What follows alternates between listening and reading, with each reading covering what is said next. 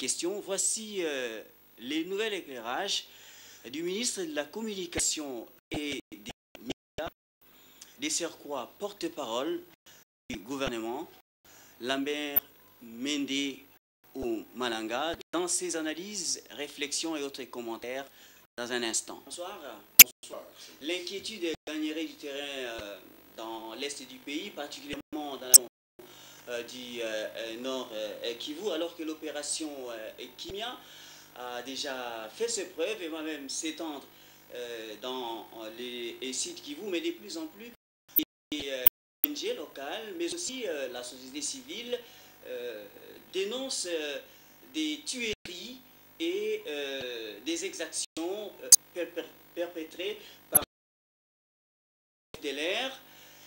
Qu'en est-il exactement encore ces temps derniers sur le terrain? Qu'est-ce qui se passe encore alors que les processus de pacification a déjà pris son temps, monsieur le ministre? Il se passe que le gouvernement de la République démocratique du Congo vient de donner le feu aux armées de la République démocratique du Congo d'agir de concert avec la MONUC, conformément à la résolution 1856 du Conseil de sécurité, pour éradiquer de manière définitive les dernières poches des rebelles rwandais qui ont sanctuarisé des parties importantes de notre territoire, dans les provinces du Nord Kivu et du Sud Kivu, et qui ont été branlés sérieusement par l'opération conjointe Djawetu qui avait mis ensemble nos forces avec les forces rwandaises, que donc nous allons assister après l'opération Kimia 2 au retour de manière de la paix dans cette région qui a été martyrisée depuis 1995. Et il est curieux de constater, puisque vous l'avez dit dans votre question, que c'est précisément au moment où le gouvernement et les forces armées prennent à bras le corps un problème qu'ils n'ont pas pu gérer pendant ces années, parce que la région était ce qu'elle avait été, que tout le monde sait, que ces ONG dont vous parlez, nationales ou internationales, se réveillent, prennent conscience que des gens meurent, mais des gens meurent depuis 1994. Nous n'avons pas envoyé l'armée là-bas parce que des gens sont en bon état. Nous avons envoyé des gens là-bas parce que des gens sont prêts. Ce sont ces mêmes ONG nationales et internationales qui ont tiré sur la sonnette d'alarme en disant qu'il y avait plus de 4 millions de morts. Ce sont ces mêmes ONG qui ont accusé le gouvernement de ne rien faire pour nos populations. Permettez-moi de m'étonner qu'au moment où le gouvernement prend ce problème à bras le corps, quels que soient les... Vous savez, il n'y a pas de guerre sans des dommages collatéraux, il n'y a pas d'omelette sans que des œufs soient cassés. Que ces ONG, aujourd'hui, se mobilisent pour démoraliser nos forces armées, pour appeler à une sorte de désolidarisation des populations avec nos forces armées, au motif que nos forces armées ne seraient pas performantes. Mais qui a dit que pour résister à une agression, il fallait être performant? Qui a dit que lorsque un bandit vous attaque dans votre domicile, vous deviez attendre d'aller acheter une arme pour lui faire face? Même les mains nues, la résistance est un devoir.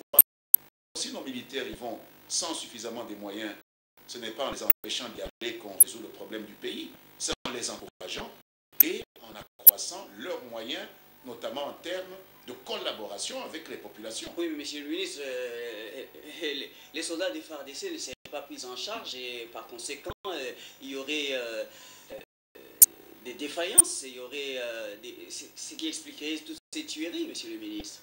Tout d'abord, même les opérations de ratissage auraient du mal à se mettre en place. C'est ridicule de dire cela au regard des chiffres que nous avons et que même ces gens qui prétendent cela ont. C'est ridicule de dire cela au regard des statistiques publiées par la MONUC notamment, qui est, avec nos forces armées, la structure la mieux informée de ce qui se passe sur terrain. Nous avons eu 2 provinces qui ont été envahies par une force étrangère à la communauté internationale, qui voulait pacifier le Rwanda, peut-être au détriment de la République du Zaïre, aujourd'hui la République démocratique du Congo. La présence de ces gens a coûté à la République démocratique 4 millions de morts, ce sont ces ONG elles-mêmes qui l'ont dites. Est-ce qu'on peut comparer ces 4 millions de morts entre 1994 et maintenant aux quelques centaines de morts qui ont été causés par les actes de représailles de notre armée contre ces bandits armés?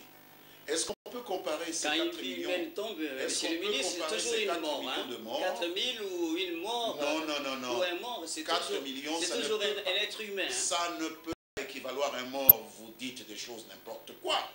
4 millions, ça équivaut à un mort. C'est ridicule. Vous savez bien que aujourd'hui même, dans une ville comme New York, il est certainement mort 20-30 personnes du fait du banditisme. Vous allez dire que New York, il y a la guerre, que c'est la même chose que dans une région comme l'Irak, où il en meurt 100 000 ou 10 000. C'est ridicule. Il faut dans toutes choses garder les proportions.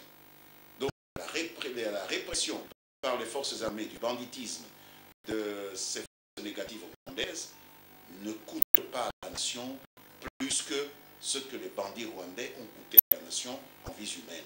C'est sincèrement du négationnisme.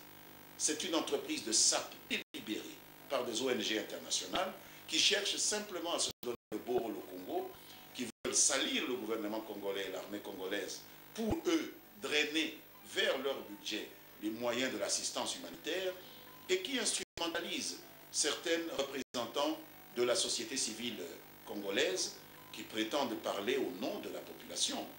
Si la société civile parle au nom des populations, si elle est mandatée pour parler au nom des populations, mais ces élus que nous avons envoyés dans des parlements, au Parlement national, dans des assemblées provinciales, ils représentent qui? Parce qu'il ne faut pas quand même usurper de la qualité de représentants de la population.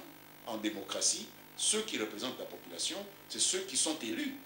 On se met 3 ou 4 copains et on se dit représentant de la population, société civile, et on se met à nonner n'importe quoi, puisqu'on vous commande des discours depuis La Haye, depuis Londres, depuis Bruxelles, et vous salissez toute une armée qui fait des efforts avec des moyens de bord. Ces jeunes gens, ils sont en train de mourir. Il y a des dizaines de militaires congolais qui meurent, monsieur. Et au nom de quoi ils meurent? Pour se faire insulter comme ça? Parce qu'ils veulent